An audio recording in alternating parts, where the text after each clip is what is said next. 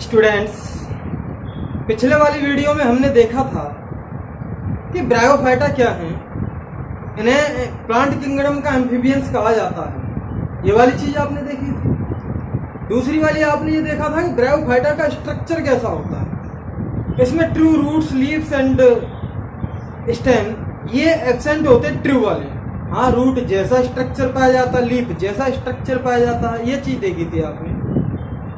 इसमें आपने रिप्रोडक्शन के बारे में भी हल्का सा देखा था कि रिप्रोडक्शन जो होता है, सेक्सुअल रिप्रोडक्शन, वो ब्रायोफाइटा में एंथ्रोजॉइड्स और एग से होता है। और एंथ्रोजॉइड्स जिस पर पाए जाते हैं, जिसके अंदर पाए जाते हैं, उसे हम क्या कहते हैं? एंथ्रीडियम। और एग जिसमें पाया जाता है उसे हम क्या कहते हैं? आर्किगोनियम। ये आपने चीजें देखी थी। अब इस वाली वीडियो में आप देखेंगे कि ब्रायोफाइटा का इकोनॉमिक इंपॉर्टेंस क्या है। बोले तो हमारे लिए इनका महत्व क्या है, हमारे लिए क्या यूजफुल है इनका, आर्थिक महत्व हमारे लिए क्या है, इसके बारे में हम इस वीडियो में चर्चा करेंगे। तो हमारी हेडिंग है आज की economic importance of bryophytes.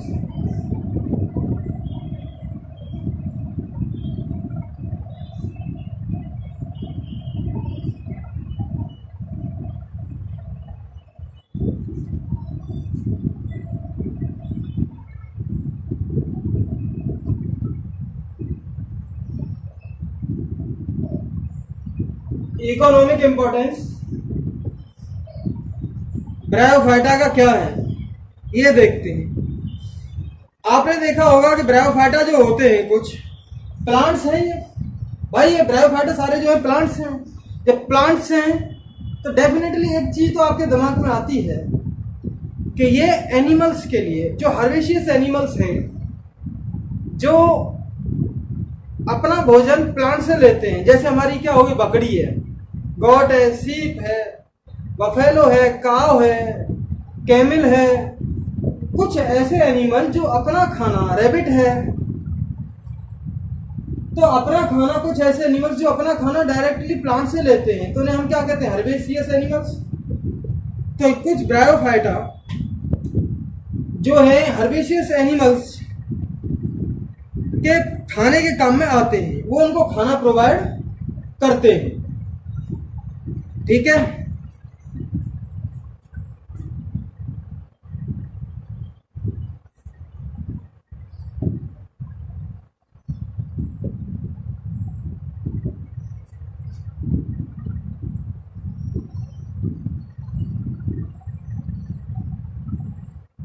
Some bryophytes provide food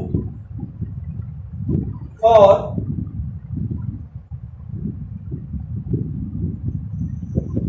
herbaceous mammals.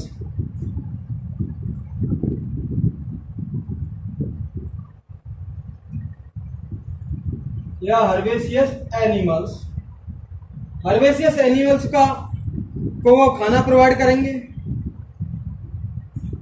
इसमें हर्बेशियस एनिमल्स में क्या हो जाता है, बर्ड भी हमारे एनिमल में आ जाते हैं। कुछ बर्ड हैं जो डायरेक्ट खाना अपना प्लांट से लेते हैं, प्लांट को खाते हैं। तो कुछ ब्रायोफाइटा हर्बेशियस मैमल्स को, हर्बेशियस एनिमल्स को, हर्बेशियस बर्ड्स को खाना प्रोवाइड करते हैं। अब एक कुछ स्पीसीज है, स्फेगनम, एक तरह का मॉस है sphagnum.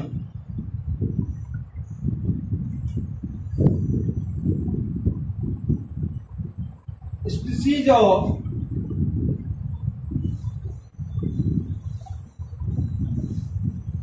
provide peat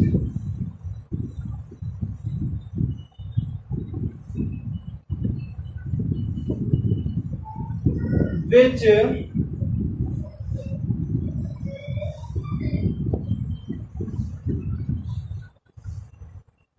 used as fuel। Sphagnum की कुछ स्पीसीज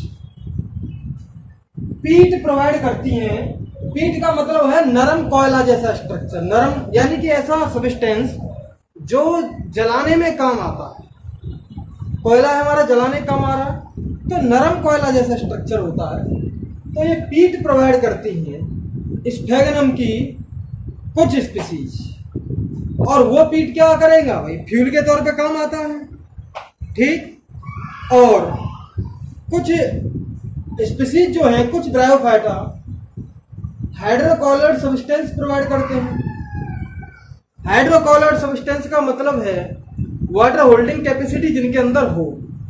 तो हम एक जगह से प्रोडक्ट दूसरी जगह ले जा रहे हैं, तो वाटर होल्डिंग जो है हमारा सब्सटेंस हमने उस प्रोडक्ट पर डाल दिया, ऊपर से पानी डाल दिया, तो उसे एक जगह से दूसरी जगह ले जाएंगे कई दिनों तक, तो वो उसे ऐसे ही रखने में हेल्प करता है।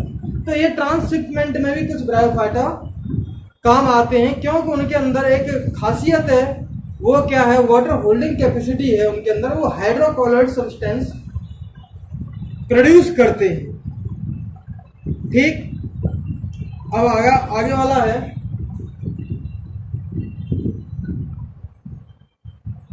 सम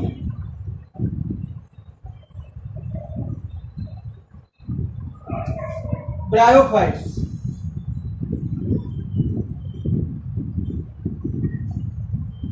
produce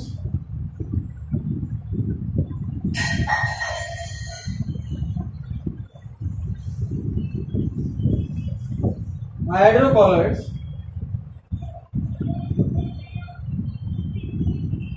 water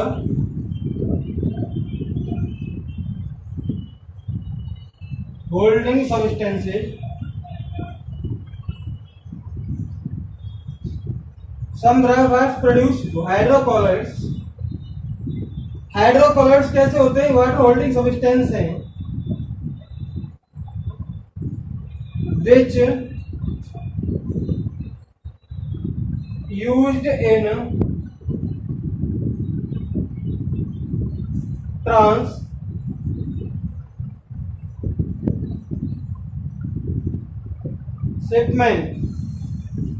ट्रांसशिपमेंट का मतलब है जहाजों में माल भर के एक जगह से दूसरी जगह जाता है। तो कुछ हमारे ब्रायोफाइट्स हाइड्रोकॉलॉइड्स को भी प्रोड्यूस करते हैं। अच्छा, कुछ ब्रायोफाइट्स हैं जो लाइकेन के साथ, आपने पता होगा आपको कि लाइकेन क्या होता है। लाइकेन भाई फंजाई और एल्गी का जो आपस में रिलेशनशिप होती है, फंजाई और एल्गी का जो आपस में एसोसिएशन होता है, उसको हम क्या कहते हैं, लाइकेन कहते हैं। तो कुछ ब्रायोफाइट्स लाइकेन के साथ मिलकर वो प्राइमरी कॉलोनाइजर की तरह काम करते हैं, यानी कि रॉक्स को, जो रॉक्स चट्टानें, जो चट्टानें उर्वर नहीं है, उनके ऊपर कोई भी वनस्पति, कोई भी प्लांट नहीं पाया जा रहा, तो वहां पे सबसे पहले ब्रायोफाइट्स और लाइकेन ग्रो करते हैं। धीरे धीरे उसकी कठोर चट्टान की जो कठोरपन है उसे धीरे धीरे मुलायम सा करते हैं, क्योंकि कई साल तक ये उगते रहते हैं। इनकी जड़ें हल्की सी उसमें जाती हैं चट्टान में, फिर उसे हल्का सा नमी होती रहती है, ये इनकी जड़ें जाती रहती हैं, तो वहां पर सॉइल की सी फॉर्मेशन करते हैं। तो ये प्राइमरी कॉलोनाइजर की तरह काम करते हैं, यानी कि सबसे पहले ये बेयर रॉक्स वगैरह पर ये ग्रो करते हैं। तो कुछ ब्रायोफाइट्स किसके साथ मिलकर, लाइकेन के साथ मिलकर प्राइमरी कॉलोनाइजर की तरह काम करते हैं। ये बात हम देखेंगे।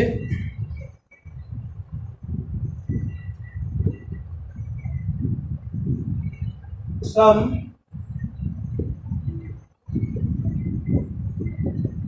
bryophytes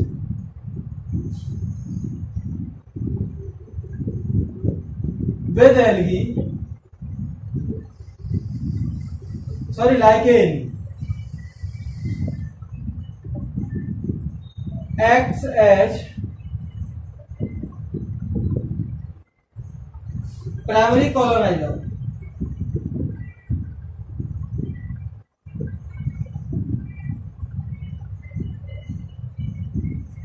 primary colonisers on rocks, rocks पर प्राइमरी कॉलोनाइजर की तरह काम करते हैं, यानी सबसे पहले यही ग्रोथ करते हैं। तो ये बहुत इकोलॉजिकल इंपॉर्टेंस का बहुत ग्रेट इम्पैक्ट है, क्योंकि यहाँ से हमारी इकोलॉजी, वहां से वनस्पति बनना उन चट्टानों पर या फिर सॉइल पर जहां पर पहले वनस्पति नहीं थी, जहां पर पहले प्लांट नहीं था, वहां पर अब हमारा प्लांट बनना चालू हो जाएंगे, छोटे छोटे अदर प्लांट्स ग्रो करने लगेंगे वहां पर। अब हमारा जो आगे वाला जो आ रहा है वो ये है कि कुछ ब्रायोफाइट्स जमीन पर बहुत ज्यादा क्वांटिटी में ग्रो करते हैं, तो वो उस जमीन को बरसात के मौसम में बिल्कुल होल्ड करके रखते हैं, यानी कि सॉइल एरोजन नहीं होने देते। तो कुछ ब्रायोफाइट्स सॉइल एरोजन करने से भी रोकते हैं।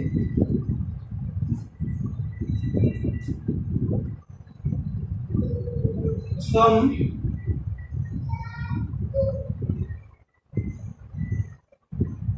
bryophytes grow in large quantities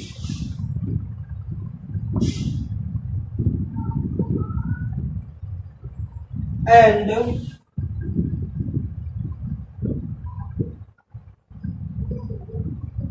prevent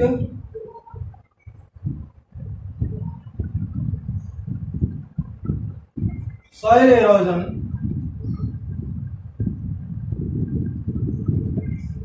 during rainy season।